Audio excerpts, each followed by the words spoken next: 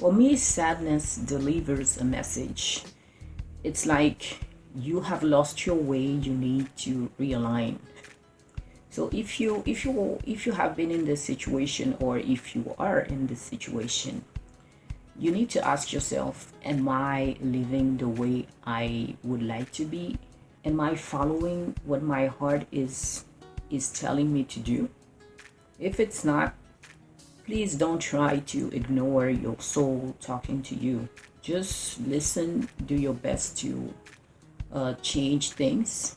You don't have to change everything the same day, but do it step by step, because the longer you will live not being aligned with your soul, the longer you will be depressed or sad.